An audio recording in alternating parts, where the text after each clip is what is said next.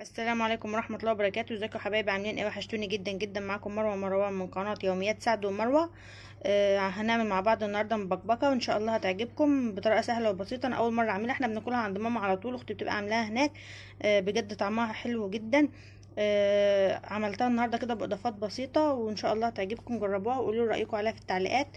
يلا نشوف مع بعض المكونات والطريقة ازاي.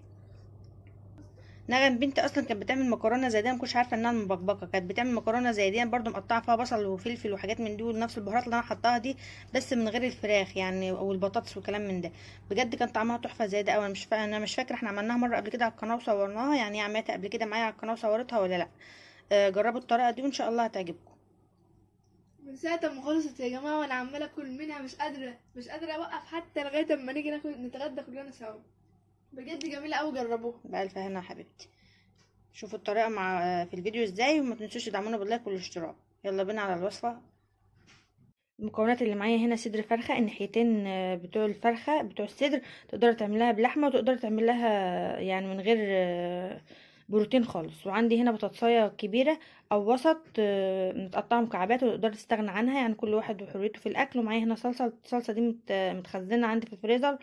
ومعايا هنا قرن فلفل اخضر، ومعايا نص قرن اللي هو المكبب الاحمر ده الرومي.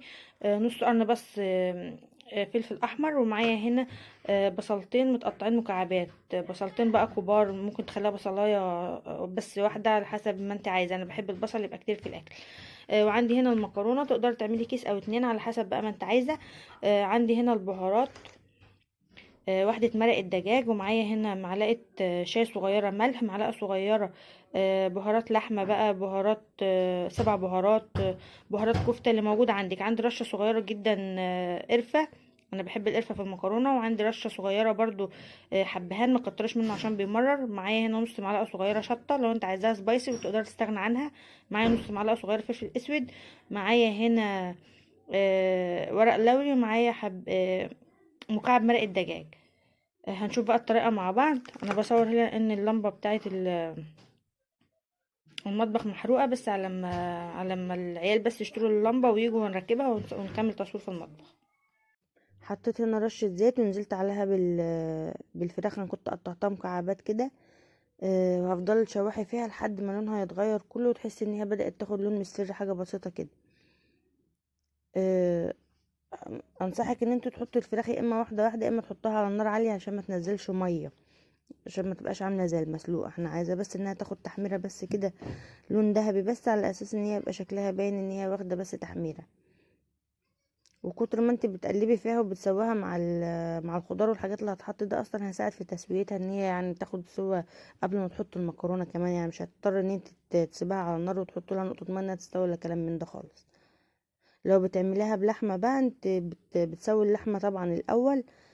حاجة بسيطة زي كباب حلة تقريبا كده، يعني 3/4 سوا كده قبل ما تحطوا المكرونة، عشان اللحمة بتاخد سوا شوية عن الفراخ.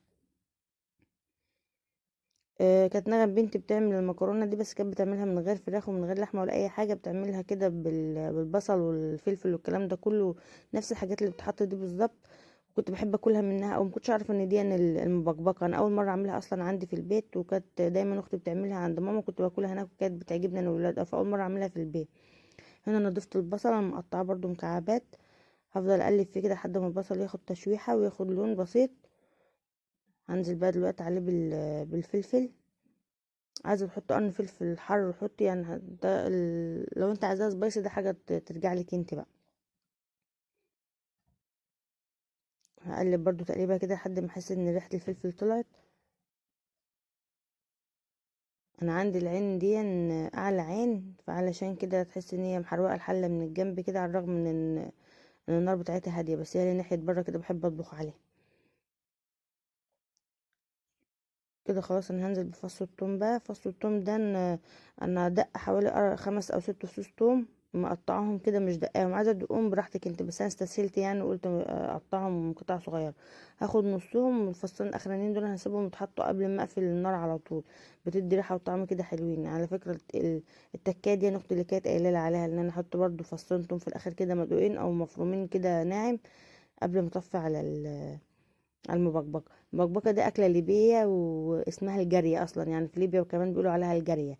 هنا البهارات زي ما قلت لكم عليها، حطها كلها دلوقتي. هنا ملح ومرقه دجاج ورق لورا وشطه وقرفه وفلفل اسمر وبهارات لحمه، او بهارات كفته، او 7 بهارات. اي بهارات عندك بتحبها حطيها، اي نكهه بتحبها عندك في البهارات حطيها، يعني ما تقفيش على حاجه. نزلت بالبهارات كده برضو، هتاخد تقليبه لحد ما احس بالتحمصه بتاعه البهارات، يعني احس ان ريحه البهارات طلعت. طبعا انت بعد ما بتاخد السوا كده بتدوقي برضو، بتحسي حاجه ناقصه، حاجه كده حاجه كده، بتزودي انت بقى حسب ما بتدوقي انت بتحبي يعني تزودي حاجه براحتك. هنا هنزل عليها هنا بالصلصه، واخليهم ياخدوا برضو غلوه مع بعض كده. ازودها شويه ميه واخليهم ياخدوا غلوه مع بعض، عشان الحاجه اللي هي محطوطه في الحله دي كلها تستوي وتاخد سوا مع بعض وكده قبل ما اضيف المكرونه. تقدري في التكايه بتاعت المكرونه دي بقى، يا اما تحط المكرونه زي ما انا حطيتها كده وتزودوا الميه وتاخد السلق بتاع المكرونه مره واحده معاها. بس انصحك تزودوا الميه قوي، عشان يفضل عندك صوص كتير في قلب في قلب المبكبكه دي وانت يعني بتقدميها.